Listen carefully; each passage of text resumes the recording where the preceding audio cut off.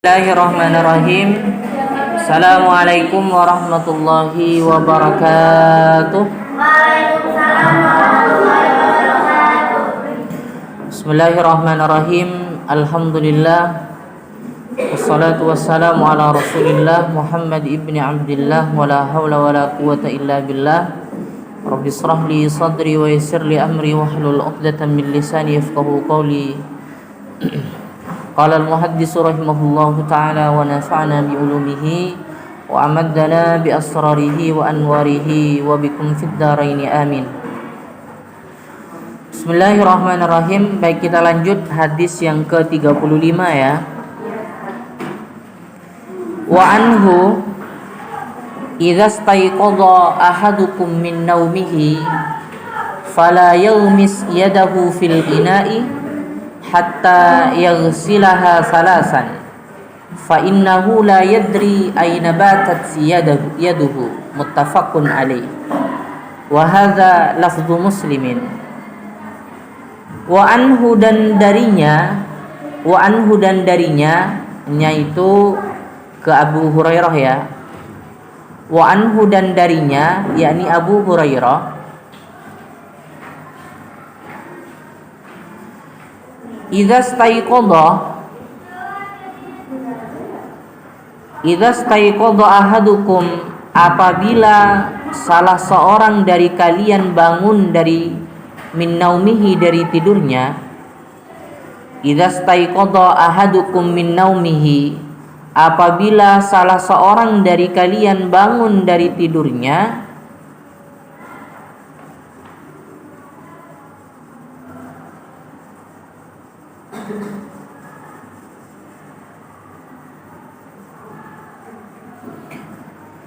Fala yawmis yadahu, maka janganlah ia memasukkan tangannya. Fala yawmis yadahu, maka janganlah ia memasukkan tangannya. Ini kok kosong di depan? Ya, siapa di depan ini?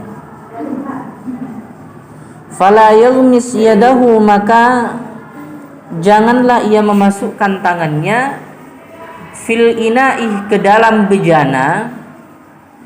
Fil ina'i, ke dalam bejana.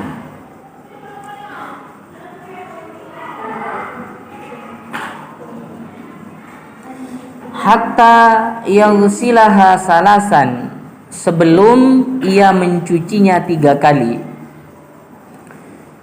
Hatta yaghsilaha salasan, sebelum ia mencucinya 3 kali.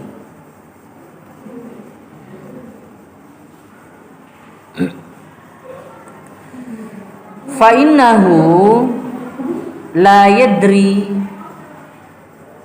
karena ia tidak tahu. Fa innahu la yadri, karena ia tidak tahu. Fa innahu la yadri, karena ia tidak tahu. Aina batat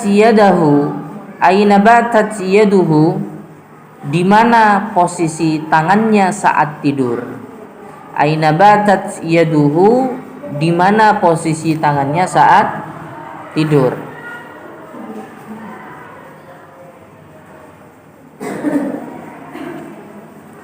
Muttafaq alaih. Wa hadza lafdhu muslimin, dan ini lafaz Muslim. Wa hadza lafdhu muslimin, dan ini lafaz Muslim.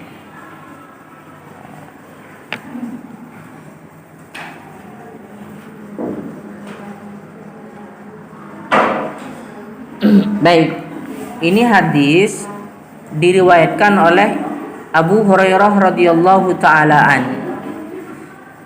Kata Nabi sallallahu alaihi wasallam, kalau kalian bangun dari tidurnya, kalau kalian bangun dari tidur kalian, maka jangan kalian masukkan tangan. Masukkan tangan kemana? Fil ina, ke satu bejana, sampai kalian mencucinya 3 kali. Yang tidak diperbolehkan itu memasukkan tangan itu ke satu bejana. Yang ini nggak masuk kategori apa? kalau dia itu memasukkan tangan itu ke dalam timba. Nah, kalau dia memasukkan tangan dengan timba untuk mengambil air, nah, itu boleh. Jadi kalau kalian bangun tidur kemudian kalian masukkan tangan untuk mengambil air menggunakan timba misalkan, itu diperbolehkan. Itu tidak termasuk memasukkan tangan. Misalkan ini gayung, kemudian kalian ambil gayung, kemudian kalian pegang gayung, kemudian kalian ambil air itu, kemudian tangan kalian kena ke air itu tidak termasuk dalam kategori memasukkan tangan.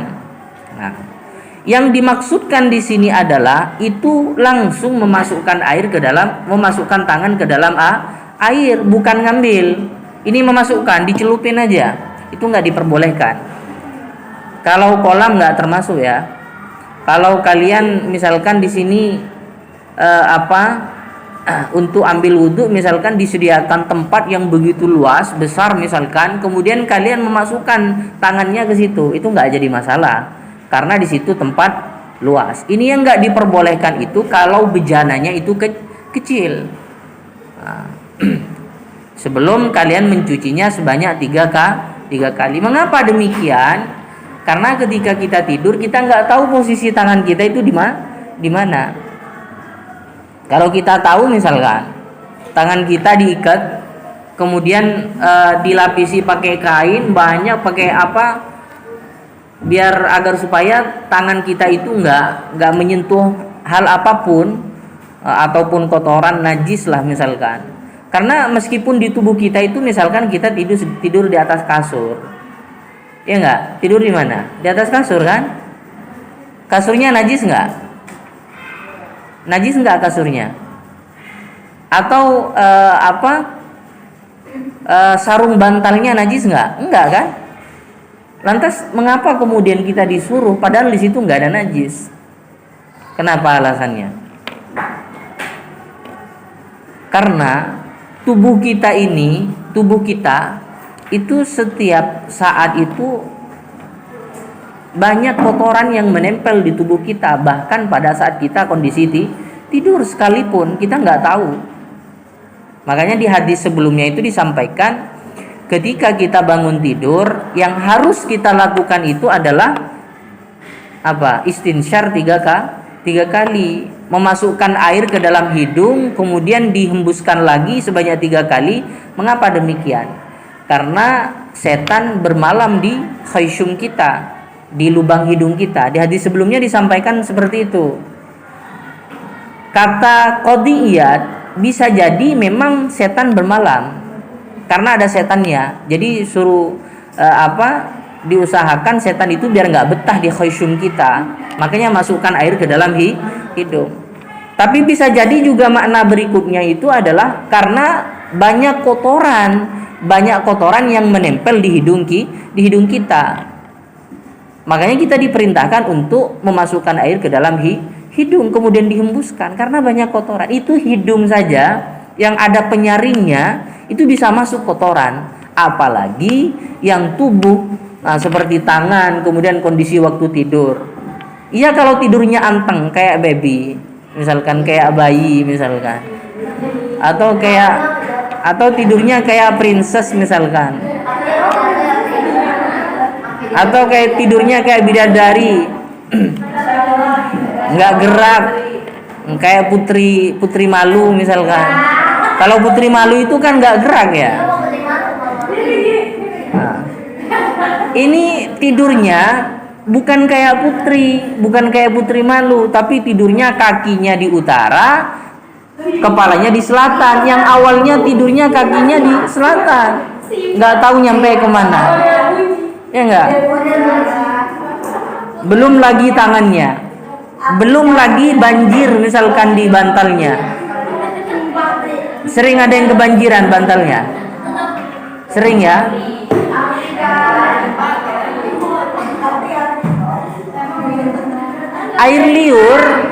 Air liur itu yang sering bikin banjir bantal itu najis hukumnya. Najis karena itu keluar dari lambung. itu keluar dari lambung, kecuali air liur yang itu keluarnya bukan keluar dari lambung, misalkan keluar dari mulut, yang biasa apa istilahnya ya, yang sering keluar air itu pas lagi ngobrol sedikit aja, ya air liur lah. Air liur yang keluar dari mulut itu enggak najis. Tapi kalau bangun tidur kemudian tiba-tiba basah seluruh rambutnya, kemudian wajahnya basah semua, itu bisa dipastikan kalau itu air liur yang najis. Tangan kita nyentuh enggak? Nyentuh pasti. Atau tubuh kita kena enggak? Kena. Apalagi yang tidurnya enggak jelas posisi arahnya. Ya enggak?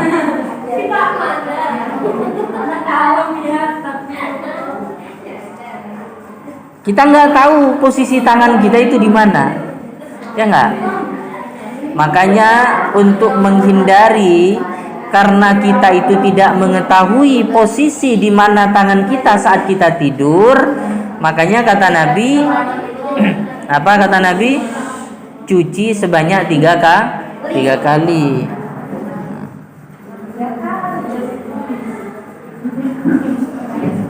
Ini hadis secara zahir menunjukkan bahwa mencuci tangan bagi orang yang bangun tidur itu hukumnya wajib. Secara zahir hadisnya seperti itu, mewajibkan, karena itu perintah. Tidurnya kapan? Malam atau siang? Baik malam ataupun siang, kalau zahir hadisnya itu wajib. Tapi ada yang mengatakan tidur yang dimaksudkan di sini itu adalah tidur di malam hari. Itu menurut pendapat Imam Ahmad. Kalau kata Imam Ahmad, tidur yang wajib mencuci tangan sebanyak 3 kali itu adalah tidur ketika tidur di malam hari. Karena istilah batat itu kan di redaksi hadisnya menggunakan aina batat siyadahu. Kita nggak tahu di mana tangan kita posisinya. Yang dimaksudkan batat di sini kalau dalam bahasa Arab itu adalah tidur malam.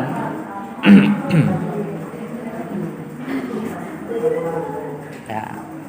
Ini ada indikasi, maksudnya ini tidur pada malam hari. Sebagaimana juga disebutkan di dalam riwayat salah satu hadis, idza qama ahadukum minal lail. Di riwayat hadis yang lain disebutkan, idza qama ahadukum minal lail, apabila salah seorang dari kamu bangun tidur di waktu malam, kemudian cucilah tangannya sebanyak 3 kali.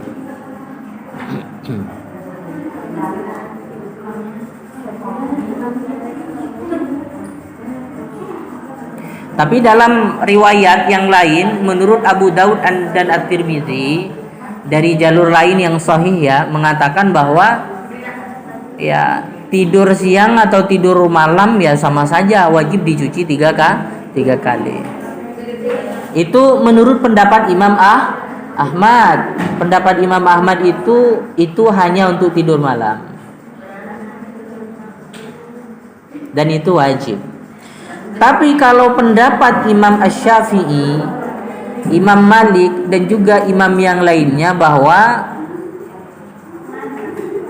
perintah di dalam riwayat mencuci 3 kali itu hukumnya sunnah. Jadi perintah untuk mencuci tangan ketika bangun tidur di malam hari itu hukumnya sunnah menurut pendapat Imam Syafi'i, Imam Malik dan juga yang lainnya. Larangannya apa hukumnya? Apakah haram ketika kita melakukan itu, meninggalkan itu? Larangannya itu adalah menunjukkan makruh. Kalau kita lakukan, kemudian kita nggak mencucinya, itu hukumnya makruh. Ya karena indikasinya di sini disebutkannya jumlah ya. Dan penyebutan pada najis untuk mencuci najis yang di situ tidak ada bendanya, maka hukum mencucinya itu adalah sunnah. Jadi mencuci najis, yang najisnya itu nggak kelihatan, yang nggak ada ainnya, nggak ada bendanya, maka hukum mencucinya itu adalah sunnah. Ya di sini juga perintah yang menimbulkan keraguan-raguan apakah di situ wajib, apakah tidak. Maka oleh karena itu tetap mengacu pada hukum asal, yaitu asalnya suci.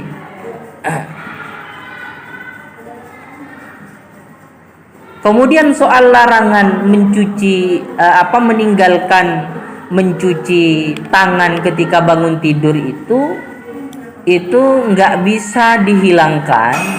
Kemakruhan itu tidak bisa dihilangkan. Itu apa gelas itu? Hah?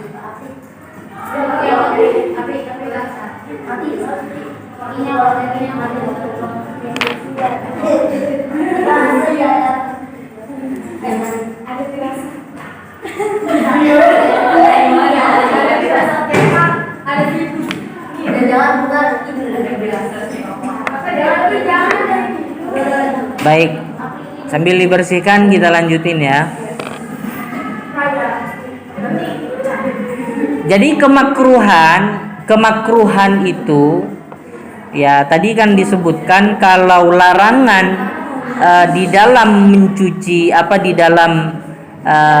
meninggalkan mencuci itu hukumnya makruh. Maka kemakruhan itu nggak bisa dihilangkan tanpa mencucinya tiga kali. Makruh itu hukumnya nggak hilang kalau nggak dicuci sebanyak 3 kali. Ini berlaku bagi orang yang bangun tidur. Kalau yang mau wudu gimana hukum mencuci tangan? Tapi dia nggak bangun tidur, maka hukumnya dianjurkan bagi dia. Nah, ya karena disebutkan di dalam hadis itu masuk bagian daripada sifat wudu Nabi. Jadi bagian dari sifat wudu Nabi mencuci tangan 3 kali ketika mau wudu, itu hukumnya dianjurkan. Kalau ditinggalkan nggak makruh, lantaran nggak ada dalil yang melarangnya. Kalau meninggalkan mencuci tangan 3 kali ketika bangun tidur, itu hukumnya makruh. Gitu.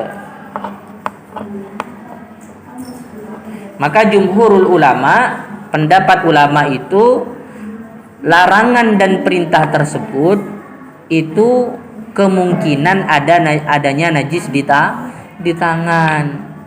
Mengapa muncul hadis Nabi itu menyuruh mencuci 3 kali dan perintah mencuci 3 kali, kemudian larangan untuk tidak mencucinya? Karena kata jumhurul ulama itu kemungkinan ada najis di situ. Kita nggak tahu. Ya kalau seseorang tahu di mana posisi tangannya saat tidur, ya seperti dibalut tangannya dengan kain. Kemudian kondisi bangunnya sama, masih dalam kondisi terbalut tangannya, ya maka nggak dimakruhkan baginya untuk memasukkan tangannya ke dalam air, meskipun disunnahkan sebenarnya mencucinya, sebagaimana orang yang bangun tidur. Begitu.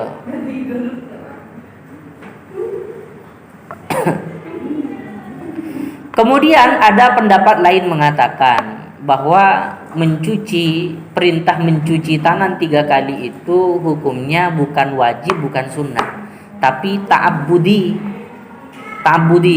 karena ibadah. Maka nggak ada bedanya orang yang ragu-ragu dengan yang yakin di situ ada najis. Pokoknya dia cuci tangan, dia bangun tidur. Nah, dan pendapat mereka inilah yang lebih kuat. Jadi ada pendapat ketiga yang mengatakan bahwa mencuci tangan ketika bangun tidur itu hanya sifatnya ta'abbudi, hanya untuk menunaikan ibadah. Karena Nabi memerintahkan. Jadi soal apakah itu yakin ada najis atau tidak, itu mau urusan belakangan. Paham ya? Paham tentang hadis ini? Insyaallah. Sama paham. Iyalah sama.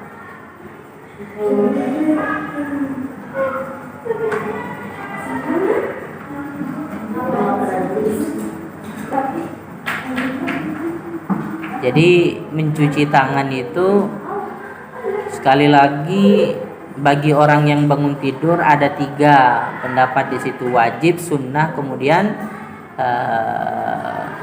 ta'abbudi ya, karena ibadah. dianjurkan.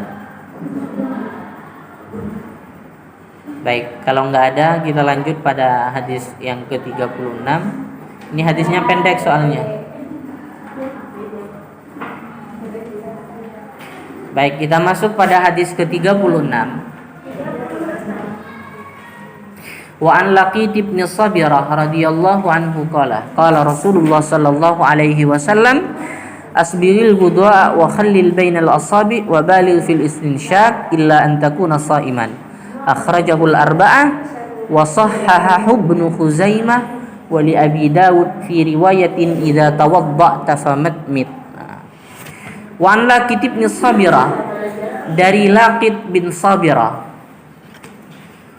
radhiyallahu anhu, dari Laqit bin Sabirah radhiyallahu anhu,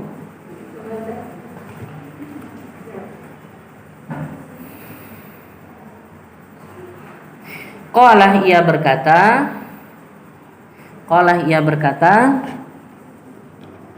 udah dibersihin itu gelasnya. Qala ia berkata, qala Rasulullah sallallahu alaihi wasallam, Rasulullah sallallahu alaihi wasallam bersabda,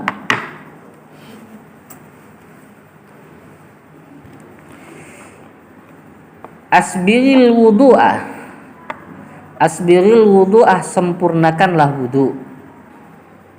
Asbiril wudu'ah, sempurnakanlah wudu.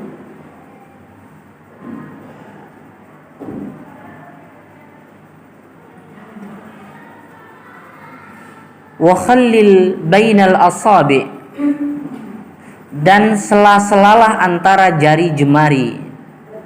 Wa khallil bainal asabi, dan sela-selalah antara jari jemari. Dan sela-selalah antara jari jemari.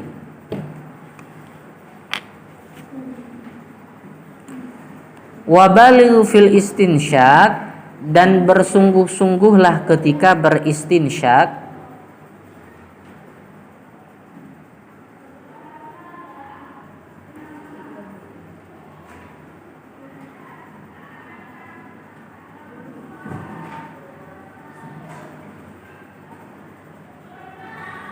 Illa antakuna sha'iman, kecuali bila engkau sedang berpuasa.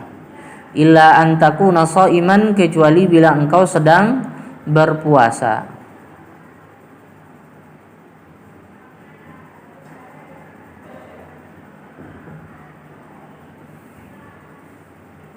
Akhrajahul arba'ah, meriwayatkan hadis al-arba'ah, imam yang 4.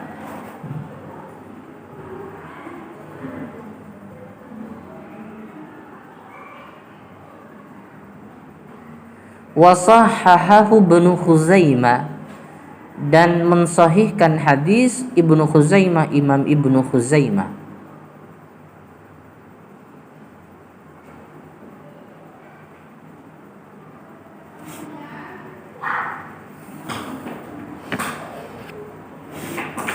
Wali Abi Dawud fi riwayatin, dan milik Abu Dawud di dalam satu riwayat. Wali Abi Dawud fi riwayatin, dan milik Abu Dawud fi riwayatin di dalam satu riwayat.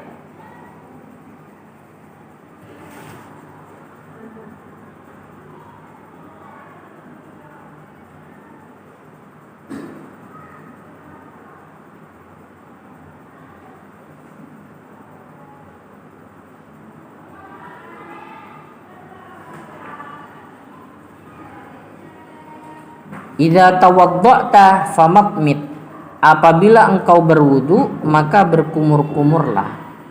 Idza tawadda'ta famakmit, apabila engkau berwudu maka berkumur-kumurlah.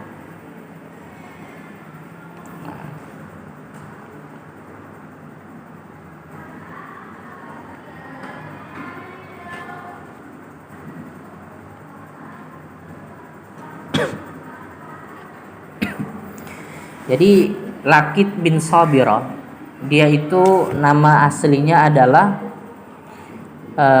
Ibnu Amir Ibnu Sabirah. Jadi Laqit bin Sabirah itu adalah Ibnu Amir Ibnu Sabirah. Julukan beliau itu adalah Abu Razin. Abu Razin. Razin. Amir ibnu Sabirah, julukannya Abu Razin. Julukannya Abu Razin. Razin. Z pakai Z, Razin. Zin.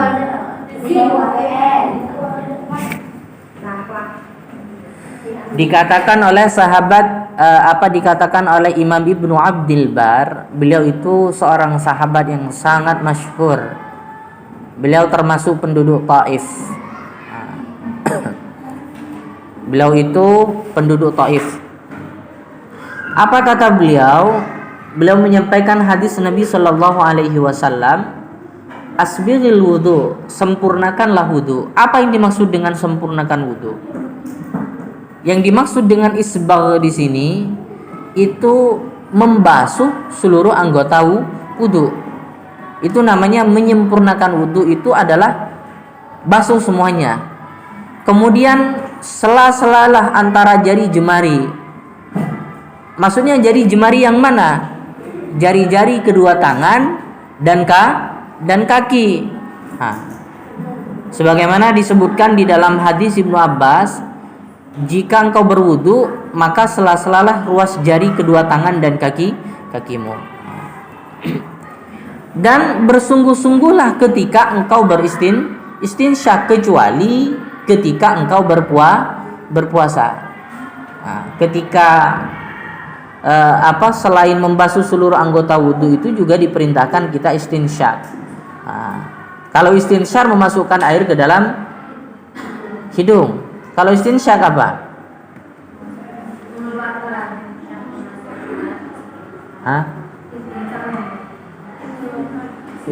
Istinsyak apa? Istinsyak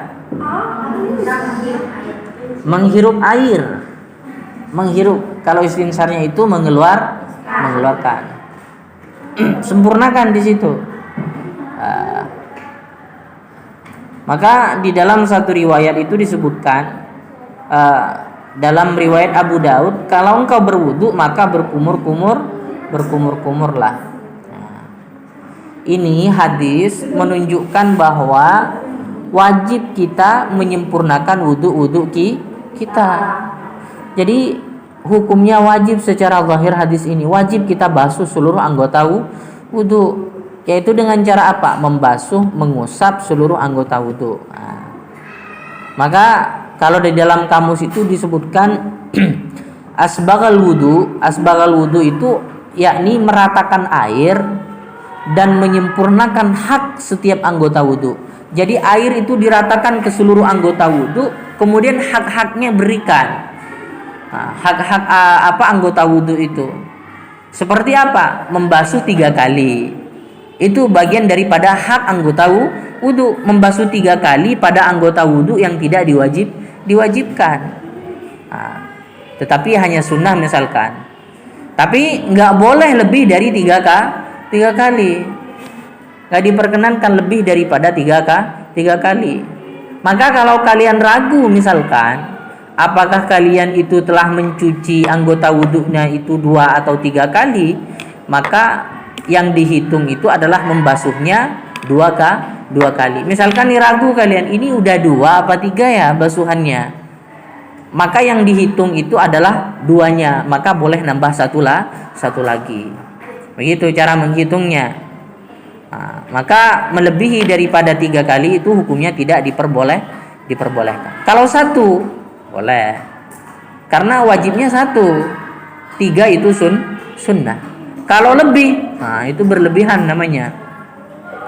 Maka kata Imam Al-Juwaini, beliau mengatakan mengerjakan wudhu itu ya hanya 3 kali dan tidak boleh melebihkannya. Mengapa? Karena dikhawatirkan kita melakukan perbuatan bid'ah. Bid'ah itu ya melakukan satu perbuatan yang tidak pernah dilakukan oleh baginda Nabi Shallallahu Alaihi Wasallam. Dikhawatirkan kita terjerumus pada perbuatan Bid'ah di situ kalau melebihi dari 3 kali. Nah, kalau di dalam riwayat dari Ibnu Umar bahwa ia mencuci kakinya itu 7 kali, maka pernah di dalam riwayat itu bahwa beliau itu mencuci kakinya itu sebanyak 7 kali. Maka perbuatan sahabat tersebut ya tidak dapat dijadikan sebagai hujjah, nggak bisa dijadikan sebagai pendapat. Artinya hal itu bisa dipahami oleh kita, mencuci najis 4 kali yang tidak dapat hilang melainkan dengan jumlah tersebut, dan juga dalil atas wajibnya menyela-nyela ruas jari jemari. Ya kalau misalkan ada najis nih di kaki, tapi nggak cukup dengan 3 kali, boleh nggak melebihi sampai 3 kali? Boleh, tapi kebutuhannya untuk menghilangkan najis. Paham? Sunnahnya 3 kali. Lebih nggak boleh. Boleh kalau ada najis, untuk menghilangkan najis di situ. Maka dulu sahabat riwayat Ibnu Umar itu pernah melakukan tindakan mencuci kakinya itu 7 kali. Yaitu alasannya untuk membersihkan itu, untuk membersihkan najis.